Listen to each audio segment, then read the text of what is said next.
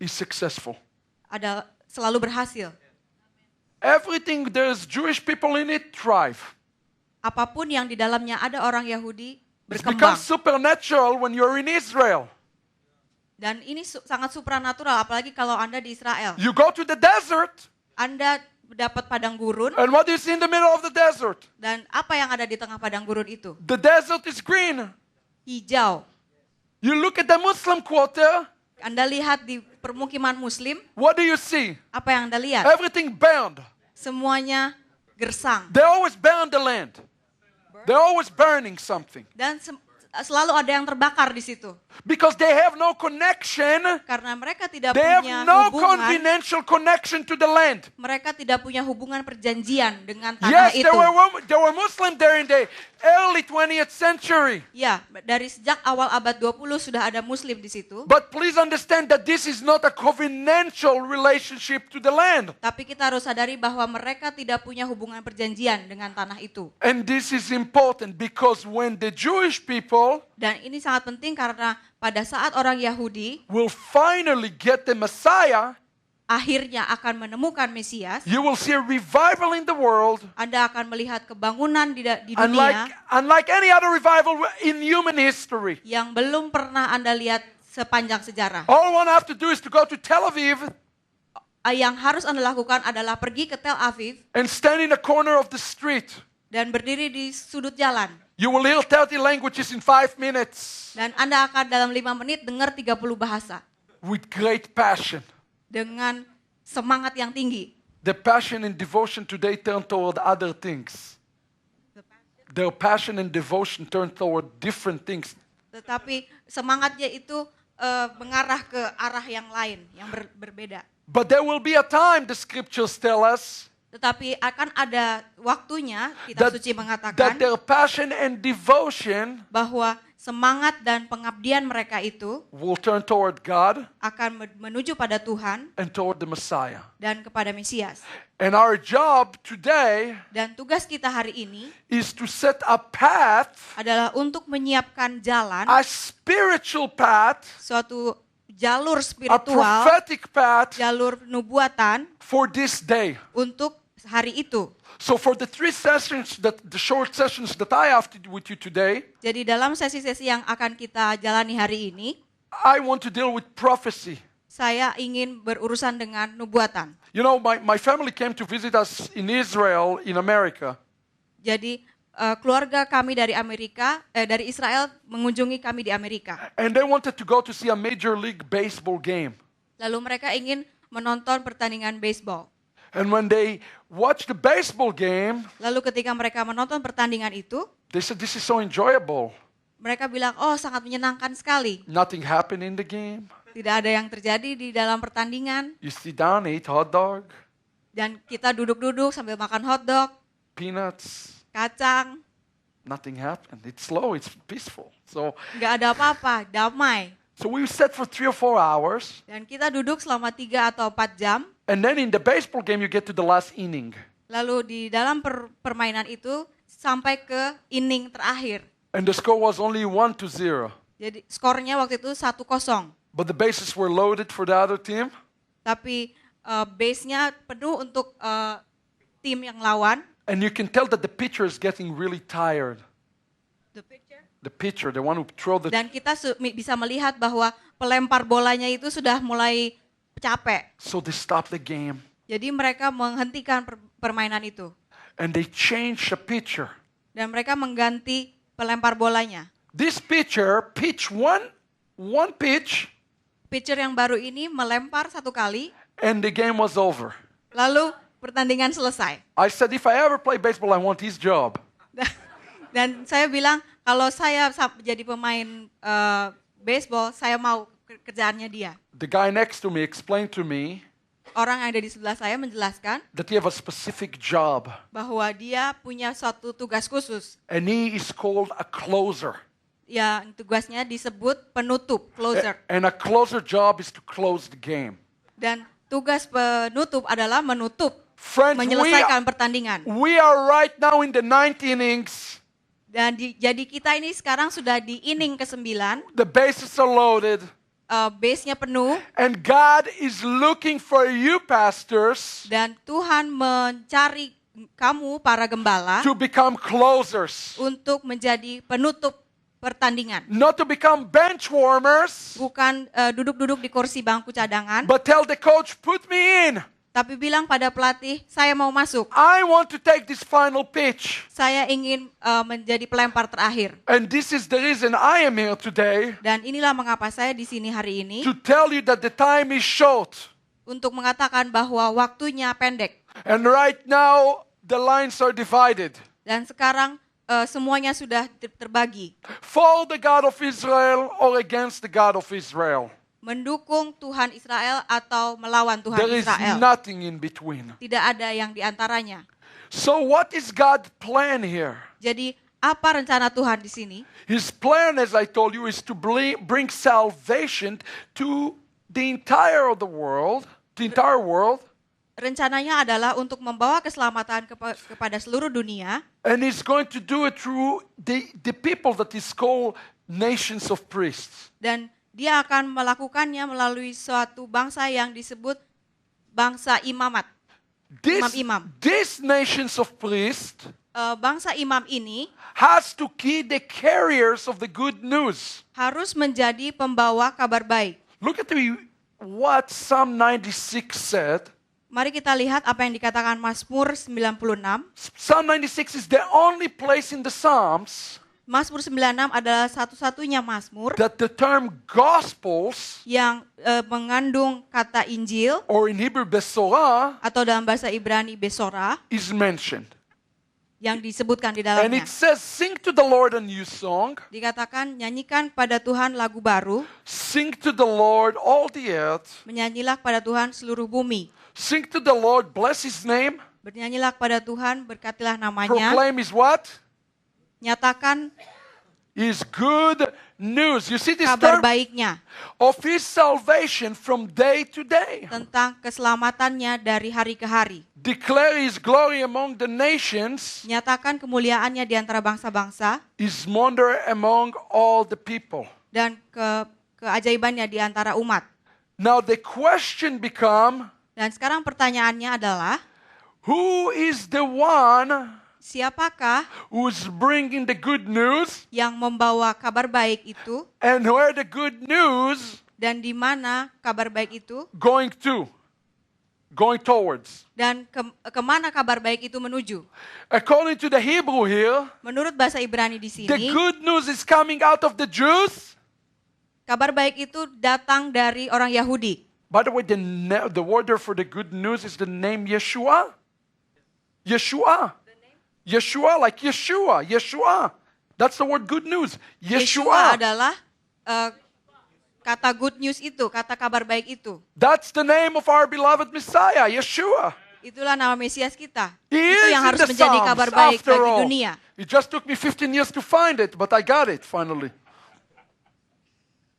But it says that the good news will come from the Jews Dikatakan bahwa kabar baik akan datang dari bangsa Yahudi to the Gentiles. kepada bangsa-bangsa. But wait a second, how can the good news come to the Jews Tapi tunggu, bagaimana kabar baik itu datang ke bangsa Yahudi if they rejected the good news? kalau mereka menolak kabar baik itu? There is a serious dilemma here. Ada dilema yang besar di sini. I am calling it Saya menyebutnya the dilemma of the chicken or the egg. masalah telur atau ayam. Which one come first? Mana yang datang duluan? And I would like to suggest to you Dan saya ingin sampaikan kepada saudara that this event bahwa peristiwa ini has not yet occurred. belum terjadi. Okay? The gospel is going over the world, Kabar baik menyebar ke seluruh dunia, but it is not the full gospel. tetapi bukan Injil yang penuh. As we'll see in a second, Paul alluded to that. Seperti yang akan kita lihat berikutnya, Paulus menyatakan itu. He's alluded to, in a second we'll look at that. In essence, what I'm trying to say Jadi yang ingin saya katakan is this. adalah The Jews orang Yahudi have the complete context of the gospel, memiliki konteks yang lengkap di dalam Injil. Imagine I give you a murder mystery book, Coba bayangkan kita membaca buku misteri pembunuhan and I tell you to read the entire book. dan saya katakan pada saudara baca seluruh buku itu. And in the last page, Dan di halaman terakhir the murderer is being revealed. pembunuhnya diungkap. Well, in this particular case, Nah, dalam You will not- kasus ini, if I tell you cannot turn to the last page, kalau saya katakan bahwa Anda tidak bisa balik ke halaman berikutnya, you know the entire plot, Anda tahu seluruh plotnya, jalan cerita, but you don't know who is the murderer. tapi kita tidak tahu siapa pembunuhnya. While I give you Sedangkan saya berikan pada the exact same saudara book, buku yang sama, and I tell you go to the last page, forget about the entire book, langsung baca halaman terakhir and tell me who killed who. dan katakan siapa yang bunuh siapa. You will be able to tell me who killed who, Anda akan bisa katakan siapa yang bunuh siapa, but you wouldn't know what's the reason.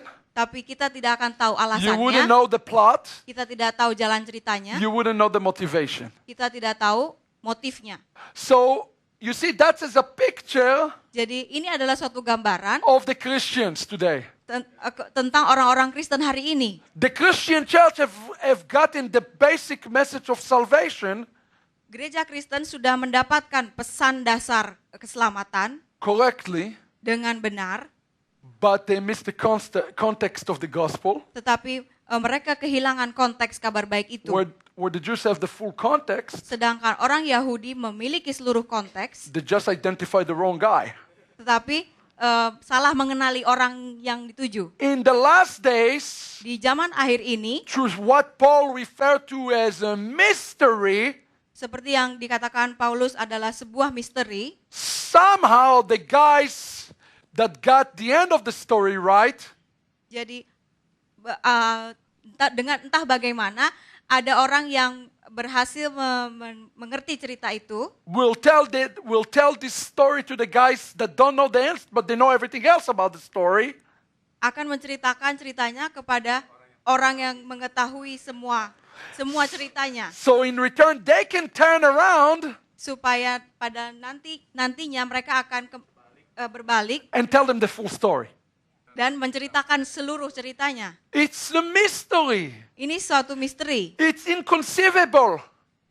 sangat sulit dicerna. And I want to talk to you today about this mystery of the gospel. Dan saya ingin bicara pada hari ini tentang misteri kabar baik. Because I really believe Karena saya percaya that the Jews get the Mashiach, bahwa orang Yahudi mendapat Mesias, the full proclamation of the good news will go forward.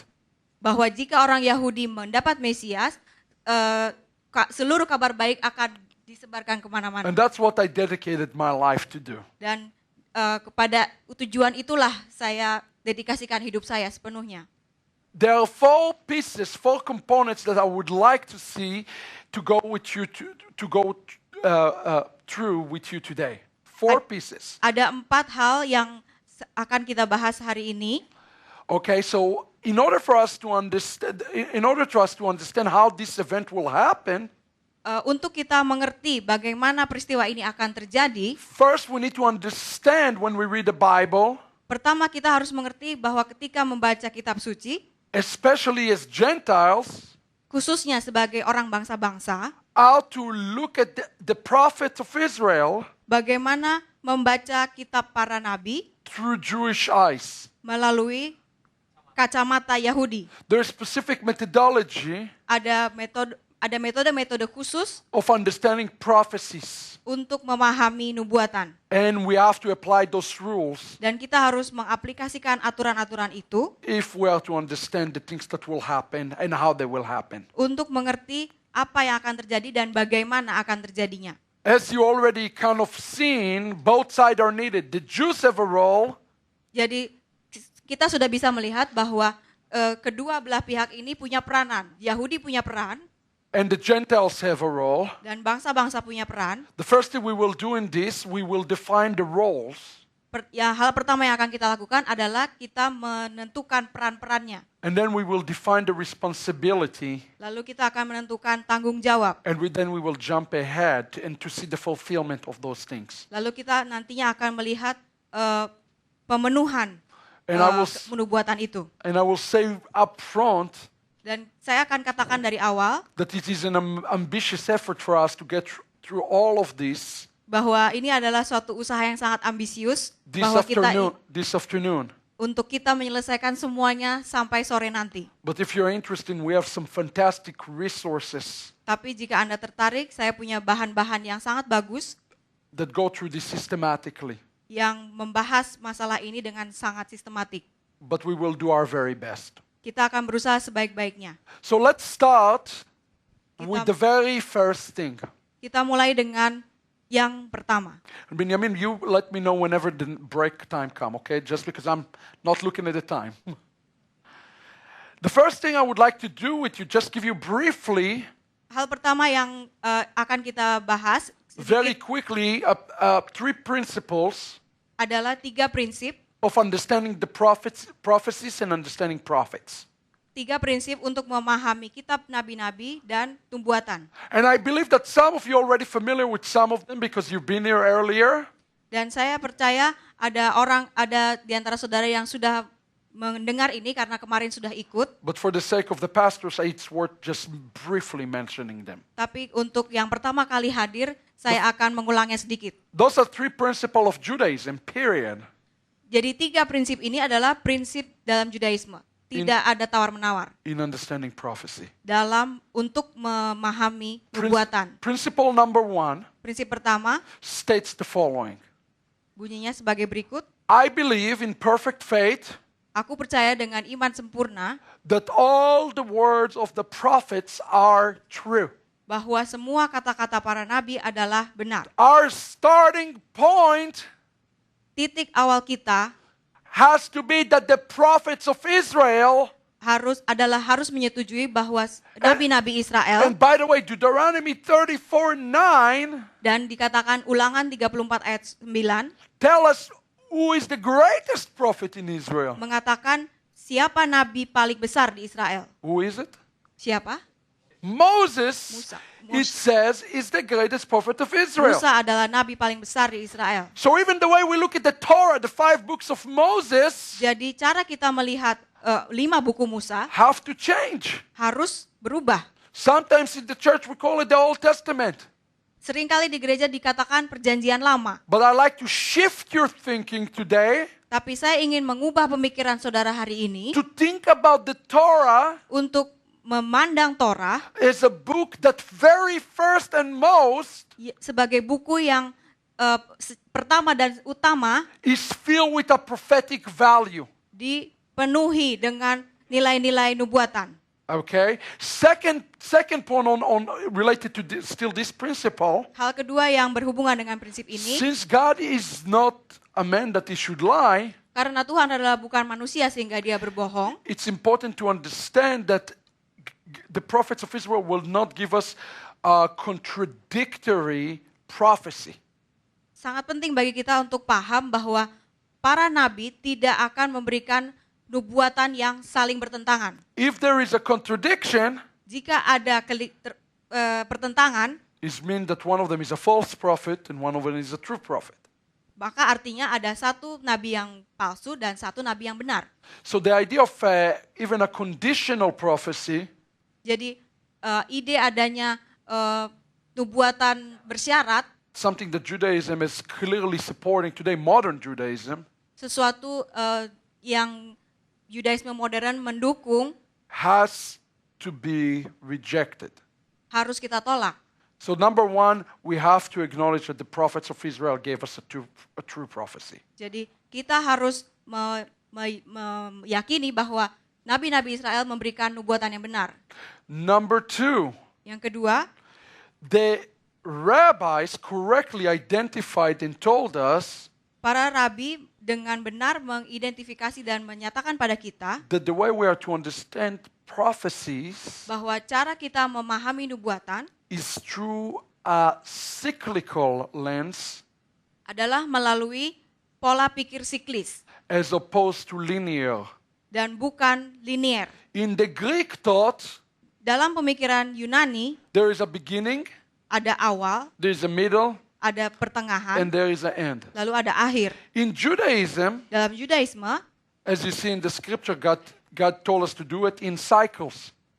seperti Tuhan menyatakan bahwa kita harus melakukan siklus-siklus. As example, the feasts of the Lord Contohnya hari-hari raya Tuhan. are always done in the same day at each year on the Hebrew calendar. Selalu dilakukan pada hari yang sama dalam setiap tahun Yahudi. 14th of Nisan is Passover as an example. 14 Nisan adalah Pesach. 1st of Tishrei is the Feast of Trumpet. 1 Tishri adalah hari Sangkakala. 10th of Tishrei is the Day of Atonement. 10 Tishri adalah hari pendamaian. And 15th of Tishrei is the Feast of Booths. Dan 15 Tishri adalah hari Pondok Daun. And he said, never, never, never change them for eternity. Dan dikatakan jangan pernah menggantinya selama-lamanya. The reason is because the rabbis identified correctly Inilah mengapa para rabi mengenali dengan benar that the Bible is given us by a creator bahwa kitab suci diberikan pada kita oleh Sang Pencipta who has put pattern yang sudah menetapkan pola and design dan desain into the creation. di dalam penciptaannya. Therefore, it's important to us to drop the linear path Jadi sangat penting bagi kita untuk meninggalkan pola pikir linier and look at scriptures through cyclical eyes, dan melihat kitab suci, memahami kitab suci melalui pola pikir siklis, specifically prophecies. terutama tentang nubuatan. Here's what they said, speaking on the new year. Ini yang dikatakan tentang tahun baru.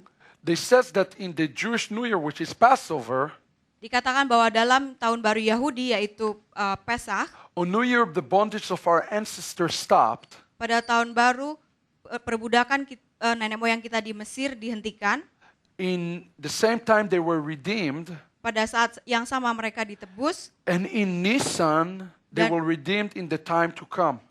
dan di dalam bulan Nisan mereka akan ditebus pada saat yang akan datang. And Rabbi Joshua explains, Dan Rabi Yosua mengatakan, in Nisan the world was created, di bulan Nisan dunia dijadikan, in Nisan Abraham, Isaac and Jacob were born, di bulan Nisan Abraham, Ishak dan Yakub dilahirkan, in Nisan Abraham, Isaac and Jacob died. di bulan Nisan Abraham, Ishak dan Yakub meninggal. On Passover Isaac was born, Di dalam Pesach Ishak lahir, on New Year Sarah, Rachel, Hannah was visited, di tahun baru Sarah, Rachel dan Hana mendapat kunjungan. on New Year Joseph went from prison, Di tahun baru Yusuf keluar dari penjara. on New Year the bondage of our ancestors ceased in Egypt, Di tahun baru perbudakan nenek moyang kita and in the dihentikan same di Mesir. time they will be redeemed in the future. Dan di saat yang sama di bulan Nisan mereka akan ditebus di masa yang akan datang. Isn't it absolutely amazing Bukankah ini sangat luar biasa that Yeshua fulfilled even this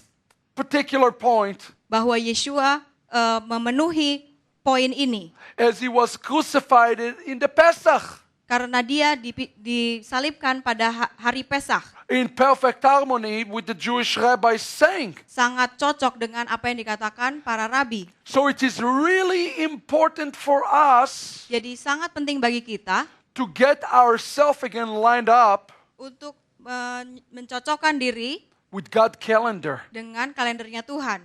Those words in Hebrew, festivals, Kata perayaan hari raya dalam bahasa Ibrani, or in Hebrew it's Moadim, yaitu Muadim, actually mean dates.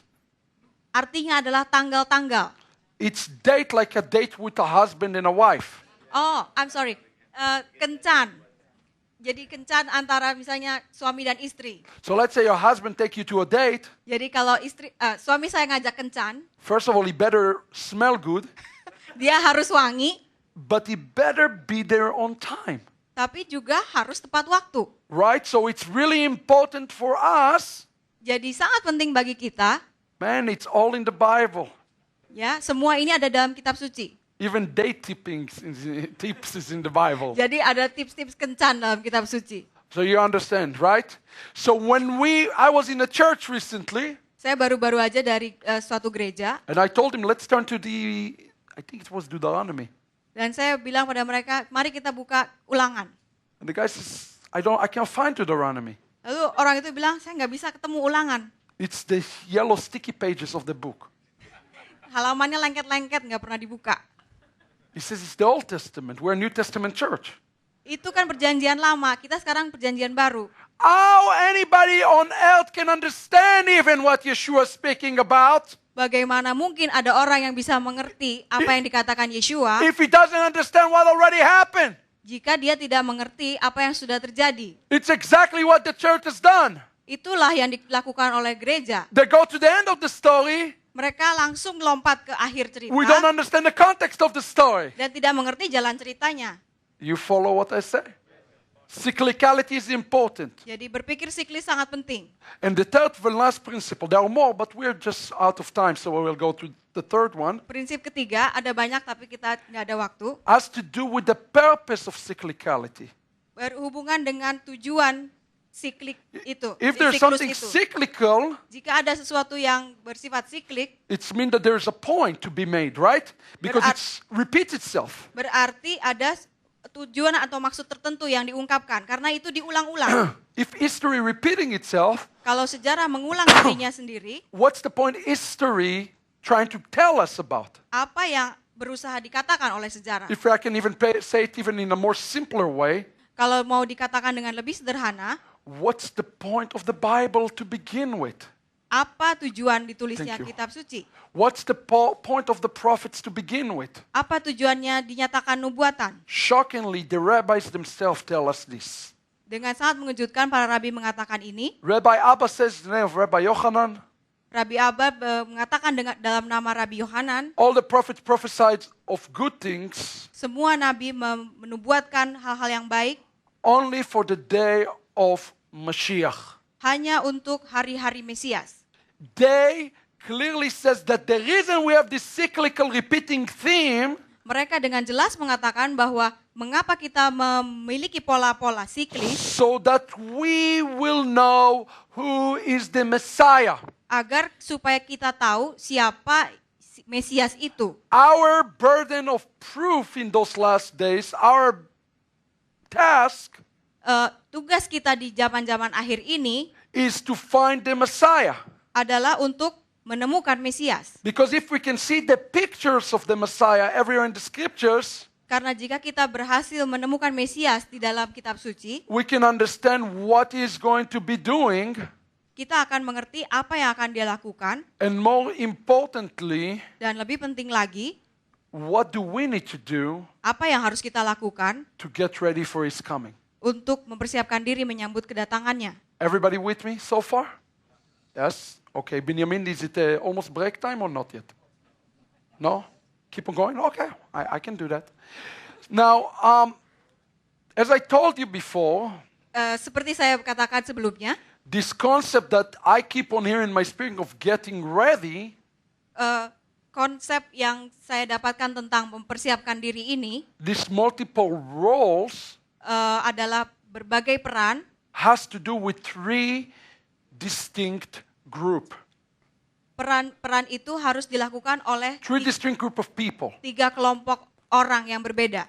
And I'm going to touch on each one of this group Dan saya akan membahas satu persatu kelompok orang itu, because here's the premise that I like to present to you today. karena inilah pikiran yang akan saya sajikan kepada saudara.